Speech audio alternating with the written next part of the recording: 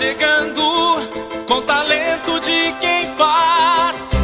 Já tem bola no gramado e a emoção vem atrás. A equipe líder está chamando. Equipe líder. Desde 1972, transmitindo o futebol.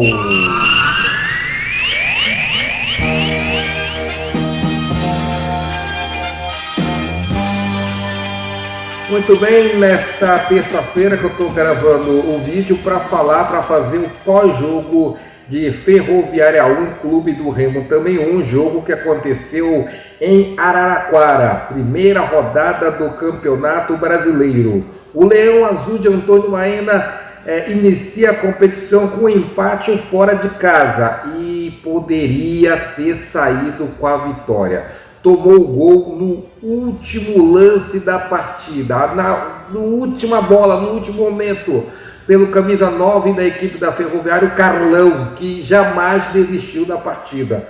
Bom jogador. Na partida do Remo contra a Ferroviária, nessa primeira rodada, eu tive a honra de estar participando da transmissão com a Liberal Mais. Eu fiquei ali atrás do gol pela primeira vez, há mais de 10 anos que eu transmito jogos de futebol.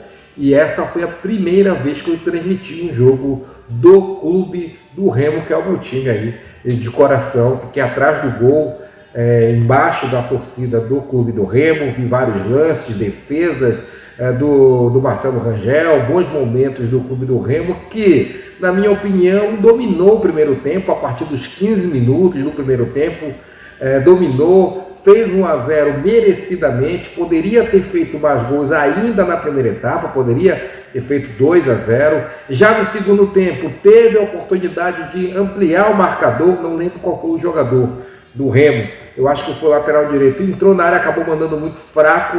O Remo teve a oportunidade de matar o jogo e vencer, mas em determinado momento do segundo tempo só deu Ferroviária. E se não fosse o Marcelo Rangel, o Clube do Remo poderia sair até derrotado no primeiro jogo do Campeonato Brasileiro da Série B. Ficou o gosto amargo? Ficou. Ficou o gosto muito amargo da derrota, do empate do Clube do Remo, aquele empate com sabor de derrota, mas se formos avaliar todo o jogo, a história do jogo, o Remo poderia ter saído com a derrota.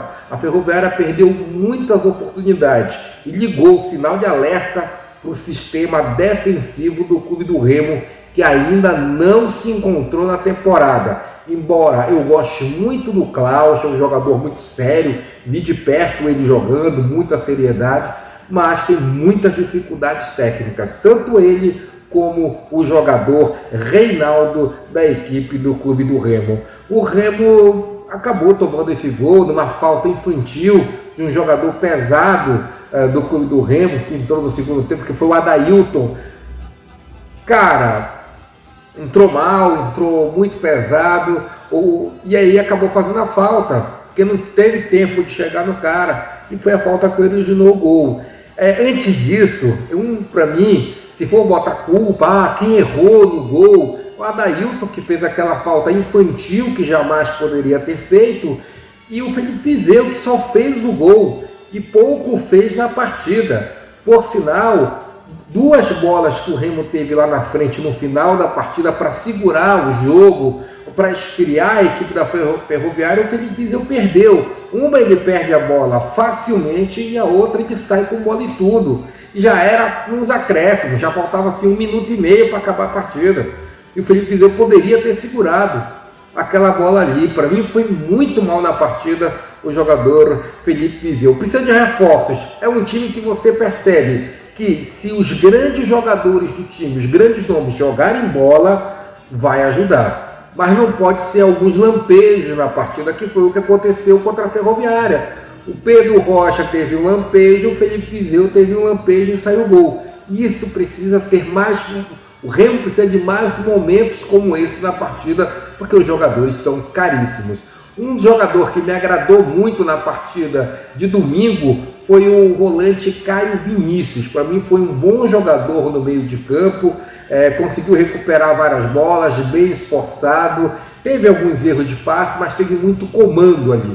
Era aquele jogador que dava segurança no meio de campo. Para mim, um dos melhores jogadores do Remo na partida foi o Caio Vinícius. O Pedro Castro também foi bem, mas aí ele soube muito da partida. Eu acho que o Caio Vinícius ele se apresenta mais para o jogo, por isso gostei da participação dele no jogo contra a equipe da Ferroviária. Estou vendo aqui as alterações que tiveram, né?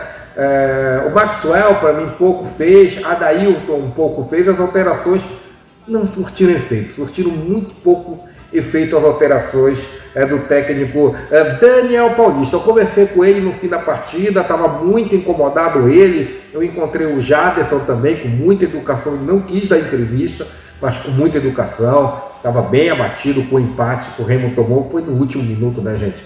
Falei também com o goleiro Marcelo Rangel, no final bota aí para vocês a minha entrevista com o goleiro Marcelo Rangel, da equipe do Clube do Remo, mas ela tá solta aí no canal, você pode acompanhar no canal também, a entrevista com o goleirão da equipe do Clube do Remo, o Daniel Paulista falou, estava muito indignado, ele deu entrevista para mim, para o Paulo Cachado e para mais um jornalista aqui de São Paulo, e mostrou que estava bem incomodado com esse empate, que tem que arrumar o time, mas exaltou que é um ponto fora de casa, o Remo sai com um ponto fora de casa, né? E eu acho que o torcedor tem que entender que o Remo há muito tempo, né? É difícil conseguir algo fora de casa. Querendo ou não, do modo como foi, consegue arrancar um ponto da equipe da Ferroviária, que poderia ter saído com a vitória, porque as grandes oportunidades do jogo foram da equipe da Ferroviária. Esse é o pós-jogo que eu estou fazendo de Clube do Remo e Ferroviária. Não é momento ainda para tensão. Eu vejo o time em evolução. Eu acho que o time pode produzir muito mais. Eu vi de perto que não é um time tão ruim como já teve em outras oportunidades. Eu acho que esse time é bem melhor do que aquele time que disputou há 4 anos atrás. Por sinal, eu vi um time dedicado em campo. Eu vi o time querendo em campo. Ao contrário de 4 anos atrás, que eu tive presente no jogo contra o Guarani, o Remo perdeu por 2-0, e um time aceitando a derrota, saindo tranquilo, se abraçando, pouco se ligando. Esse time se mostrou mais incomodado com o empate, esse time quis ganhar o jogo, mas esse time acabou perdendo pela sua própria fragilidade técnica de alguns jogadores. As alterações não surtiram tanto efeito como deveria, mas dá para perceber que é um time que está em evolução, que é um time que tem um plantel que não dá para cair de divisão, gente. Mas a gente vai acompanhando o Clube do Remo rodada após rodada no Campeonato Brasileiro da Série B. Peter Miller, aqui o Siga Peter falando do Clube do Remo, pós-jogo de Remo de Ferroviária 1, Clube do Remo também 1.